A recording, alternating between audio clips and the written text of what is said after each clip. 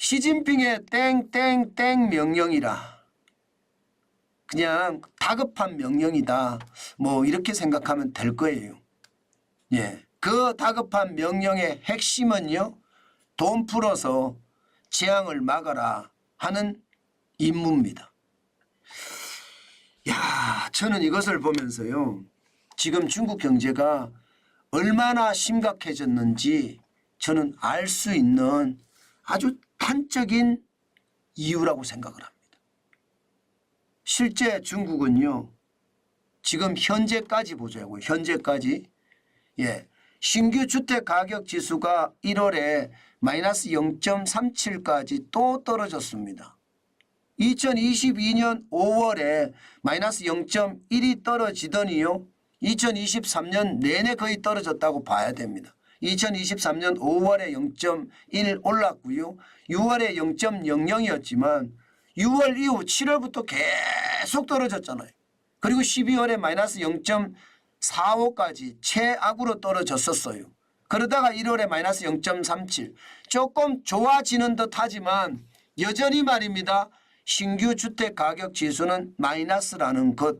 예, 그것은 어떻게 생각하면 지금 6개월째 계속 마이너스잖아요. 2022년 10월에 마이너스 1.6%보다는 아니지만 여전히 중국은 부동산 위기 중이다. 이렇게 얘기해도 저는 틀리는 말이 아니라고 생각을 합니다. 그러니까 부동산의 위기가 결국은요. 중국의 소비의 위기로 왔고요. 소비의 위기는 그만큼 소매 판매를 덜 한다는 이야기죠. 소비의 위기로 왔고요. 부동산 위기는 금융으로까지 지금 번지고 있는 중입니다. 신탁 회사에서 정시까지 번졌습니다. 정시까지. 사실은 정시까지 번졌어요. 그런데 중국이 돈 풀기 시작을 했거든요. 이게 정시가 무너지기 시작을 하면요. 이 경제에 대한 불안감은 굉장히 커지거든요. 그러면 그 불안감이 커져서 무너질 때는요. 솔직히 감당할 수가 없습니다. 감당할 수가. 이게 경제는 특히 말입니다. 소비자 물가가 줄어들고 소매 판매가 줄어드는 건 잘 보이지 않는데요. 정시가 무너지는 것은 눈에 그냥 바로 보이거든요. 어느 누구나 또 짐작할 수 있는 지표기도 하고요. 정시가 무너지니까 중국도 시진핑이 나서서 국가 주석이 직접 나서서 야, 정시가 이렇게 가면 안 돼. 그러면서 말입니다. 시장에 지금 대응을 하고 있다. 저는 그렇게 지금 시장을 보고 있습니다. 한번 보실래요? 정시가 어떻게 무너지고 있는지. 물론 뭐 지금은 좀 좋아졌습니다. 지금은 좋아졌지만 이게 과연 좋아진 건가 이렇게 생각할 수가 있습니다. 상해 종합 주가 지수를 보면 말입니다. 지난 2월 5일에 2702.19까지 떨어졌거든요. 그러면 코로나19의 위기 때 2020년 3월 20일에 2745.6이에요. 그때보다 더 떨어졌습니다. 이렇게 위기라고 딱 느껴지잖아요. 위기라고. 중국은 위기다 이렇게 딱 느껴집니다. 그렇게 느껴지니까 중국은요. 이래서는 진짜로 최악의 상황을 맞을겠다 이러면서 돈 풀기 시작합니다. 심지어 말입니다. 시진핑 국가주석에게 보고를 해가면서 돈을 푼다는 그런 기사도 많이 나올 정도입니다.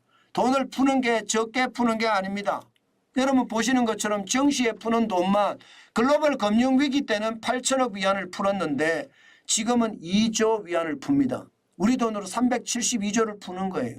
외국인들이 마구마구 빠져나가니까 더 이상 안 되겠다. 이러다가 대재앙이 오겠다. 돈 풀어서라도 이 경제 대재앙을 막아야 되겠다.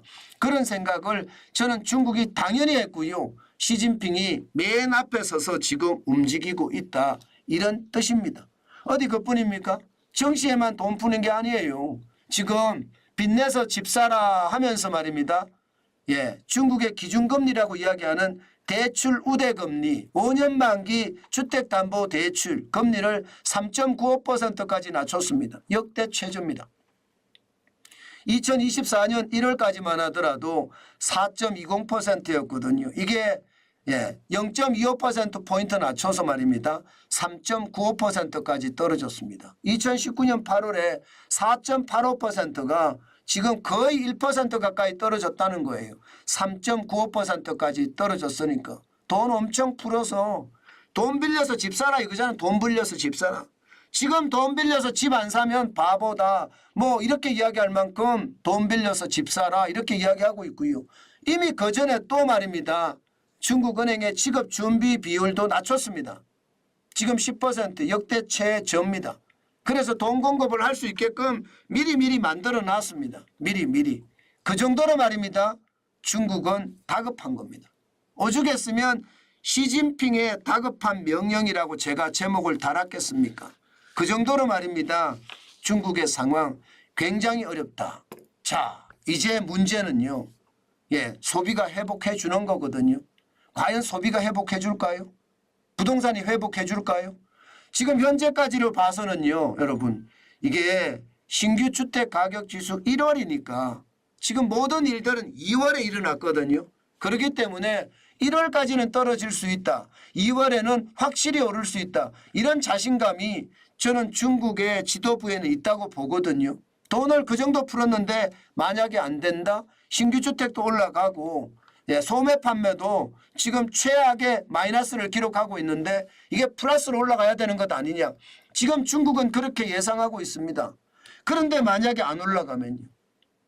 그런데 만약에 물론 지금 춘제를 앞두고 춘제를 앞뒤로 실제 미국의 죄송합니다. 중국의 사람들의 이동은 굉장히 많았다고 하고요. 그러면서 말입니다. 선물 구름이도 많이 있었다고 합니다. 이것은 내수가 진작될 수 있고 소비가 올라갈 수 있는 요소는 맞거든요. 그런데 이게 만약에 안 올라간다 그러면 중국 시장도 여러분 굉장히 패닉이 올 거예요. 저는 돈 풀어 재앙 막으려고 했다가 오히려 말입니다. 돈 풀어서 그것이 더 재앙이 되지 않을까 저는 그런 생각도 지금 많이 합니다. 그만큼 말입니다. 중국의 상황 그 어느 때보다 심각하다. 시진핑이 나서서 돈 풀어서 재앙 막아라 이렇게 이야기할 정도면 시장의 위기는 얼마나 큰지 저는 짐작이 되고도 남는다고 생각합니다. 그만큼 시장의 불안감이 굉장히 커진다는 것 저는 여러분들이 이해해 주셨으면 좋겠습니다. 중국에 대한 투자는요. 진짜 조심하셔야 돼요. 언제 어느 때 또 폭삭할지 모르니까 거기에 대한 대비책 나름대로 가지시고 거기에 대한 대비책을 가지고 움직이시는 거 저는 굉장히 필요하다. 그 말씀 또 강조해서 여러분 드립니다. 시장이라는 게 그렇게 움직이는 게 저는 정상이라고 보거든요. 지금처럼 최악의 상황으로 움직이면 더 최악의 상황도 올 수 있다는 거. 저는 너무 다급하게 시장에 폭포수처럼 저렇게 부양을 시키는 것은 오히려 경제가 나쁘다는 걸 자인하기 때문에 소비자들도 또 한 번 무너질 수 있어 하는 생각에 소비를 더 위축시킬 수도 있습니다. 일단 2월 달 상황을 좀 보면서 우리가 그 상황을 짚어가야 되겠지만 분명한 것은요. 중국도 힘들다. 시진핑까지 나설 정도로 힘들다. 뭐 이 정도로 정리하면 될 것 같습니다.